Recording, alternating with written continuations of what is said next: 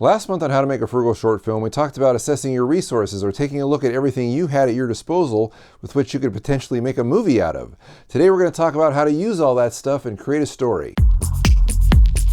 Now our short film is going to have a beginning, a middle, and an end, but we should be thinking in writing terms now of setup, conflict, and resolution. You have 1 minute of setup, 3 minutes of conflict, and then resolution. This is also a great time to start thinking about what I like to call the kick in the pants, which is the inciting incident that takes place at the end of the setup that so disrupts our protagonists that they are forced to deal with the situation and then ultimately resolve it. Now the kick in the pants can be basically any kind of what-if scenario that is just interesting and compelling. And in my shorts I've had what-ifs like, what if you found a body in the road and it was you? What if you were forced to confess an infidelity to your spouse?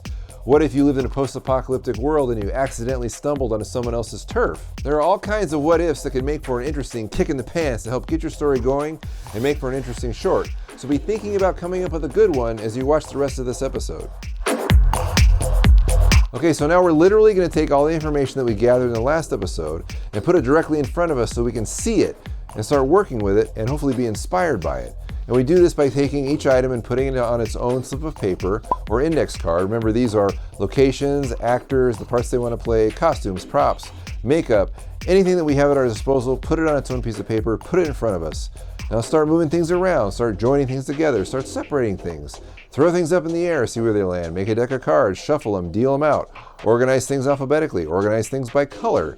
Organize them any way you want. So any way you do this really doesn't matter. The idea is that you just do it. And if you don't get inspired the first time, that's okay. Do it again. That's great. Do it as many times as you want until you feel that you can come up with a good what-if scenario to make for a good short film.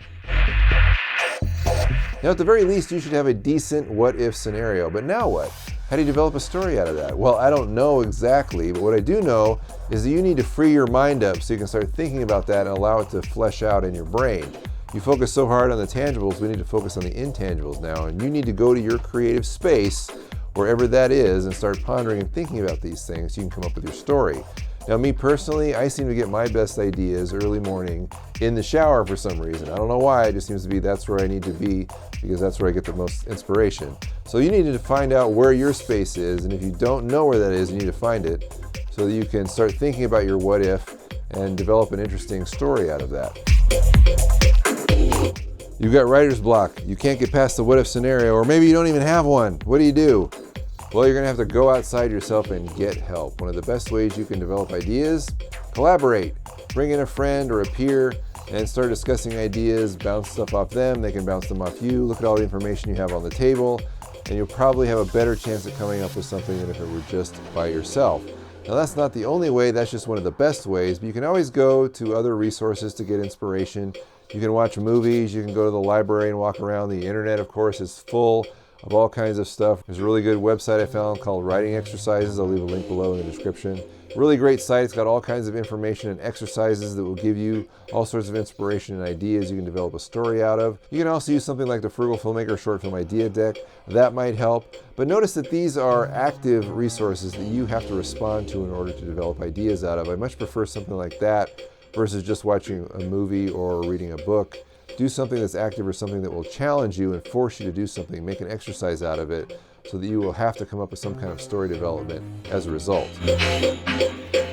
All right, so now you've got all this information and you need to funnel it down into an outline. So you're gonna write an outline with 5 Roman numerals. You have Roman numeral 1 is your setup. How does the story begin and what is the kick in the pants that gets the story rolling?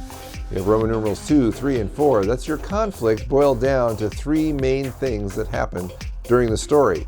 Then you have Roman numeral 5, which is your resolution, or how does the story end? And let's talk about that ending. The end of your film needs to be just as strong or stronger than the kick in the pants.